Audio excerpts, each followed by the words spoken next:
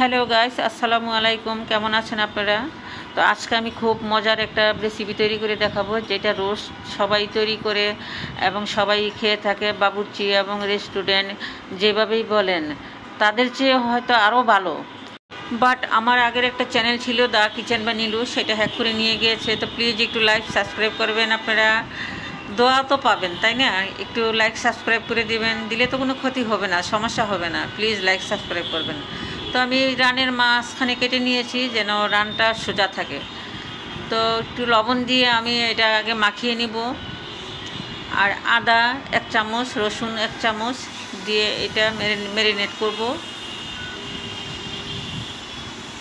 তো ম্যারিনেট করে আমি এটা 10 মিনিট রেখে দিব। এইভাবেই ভালো করে মাখিয়ে নিচ্ছি। তো প্যানে ঘি দিচ্ছি আর সাথে তেল দিচ্ছি, দিয়ে মাংসের পিসগুলো আমি ভেজে নিব হালকাভাবে। তো দিয়ে দিচ্ছি পিসগুলো, মিডিয়াম লো আছে হবে। তো দিয়ে এটা আমি ভালো করে তো হালকা করে ভেজে নিচ্ছি, মিডিয়াম লো হবে জালটা। তো প্লিজ একটু লাইক সাবস্ক্রাইব করে দিবেন। আপনাদের একটা লাইক সাবস্ক্রাইবে আমার অনেক উপকার হবে। তো আগের চ্যানেলটা যেহেতু হ্যাক করে নিয়ে গেছে, কিছুভাবে আনতে পারছি না। তো একই প্রসেসে আমি সবগুলো পিস ভেজে নিব।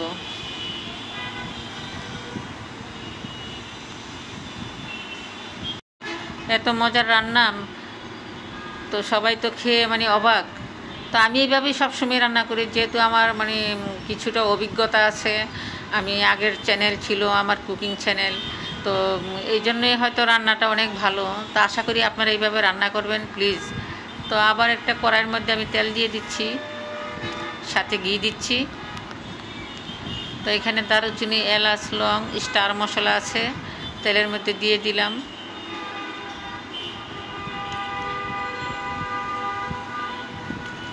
তেজপাতা দিচ্ছি 3টে, দিয়ে পেঁয়াজ কুচি দিচ্ছি, দিয়ে পেঁয়াজ কুচিটা ভেজে নিব। এখন পেঁয়াজ কুচিটা কিন্তু ভাজবো। এখন 2 চামচ দিচ্ছি কাজু বাদাম আর পেস্তা বাদাম পেস্ট করে রাখা, 3 চামচ হয়েছে। তো দিয়ে এটা আমি এখন ভেজে নিচ্ছি।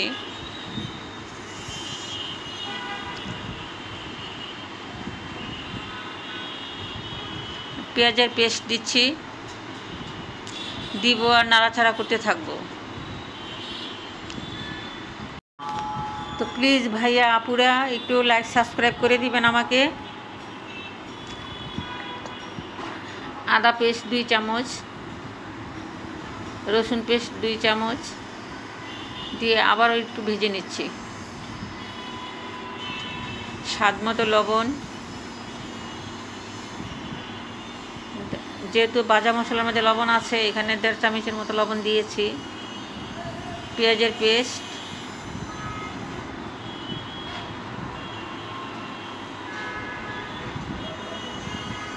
দিয়ে এটা একসাথে আবার ভেজে নিব। লাল মরিচের 1.5 চামচ মরিচের গুঁড়া, ধনিয়ার গুঁড়া 1.5 চামচ দিয়ে আবারও আমি ভেজে নিচ্ছি।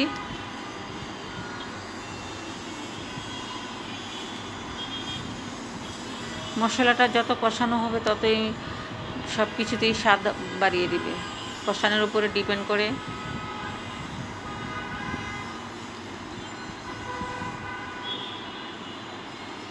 মশলাটা কত সুন্দর হয়েছে।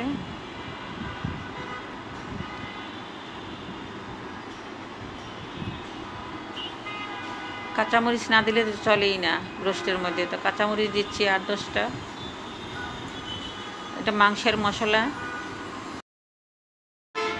ভেজে রাখা পিসগুলি এখন দিয়ে দিব, দিয়ে দিচ্ছি পেঁয়াজগুলো। তো এখন ভালো করে মিক্স করে নিব মশলা মাংস।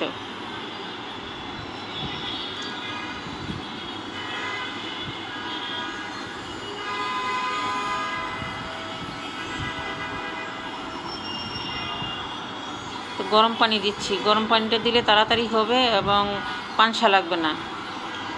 ঠান্ডা পানি দিলে পানসা লাগে, এই জন্য আমি গরম পানি দিচ্ছি।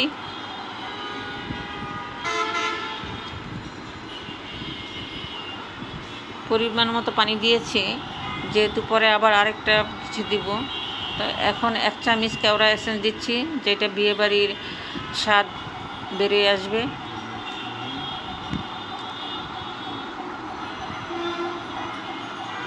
এখন দুধ দিচ্ছি 300 গ্রামের মতো। দুধটা দেওয়ার পরে দেখেন কালারটা কত সুন্দর এসেছে।